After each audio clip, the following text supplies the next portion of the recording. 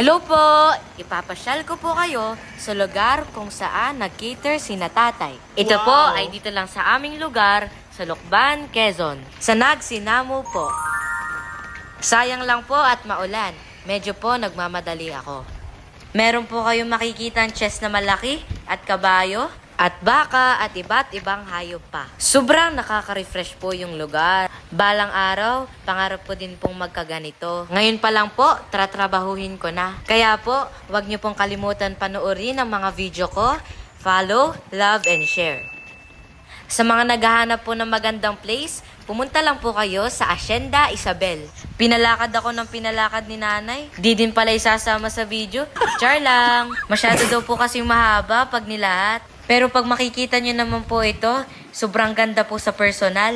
At maganda din po ang panahon namin dito sa Lucban at para kang nasa Baguio. Wow! May lake pa po dito oh. Tingnan nyo po, nasa likod ko po. Maganda pong manirahan sa probinsya. Mura ang bilihin, mapayapa, tahimik, at may makikita ka din po magagandang tanawin. Lalo na po ang aming bundok Banahaw, ang sarap pong tingnan, at ang mga falls po dito. Alam niyo po ba, nung pandemic, lagi po kami nag-hike papunta po sa mga falls. Ay, tatawagin ko naman po pala magulang ko para sundayin na ako.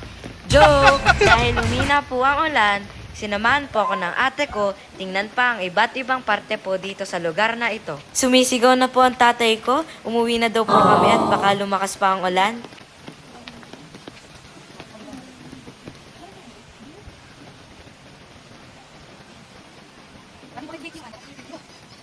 Hello, tatay. Uwi na po kami. Bye-bye po. God bless. Hanggang sa susunod na lang po.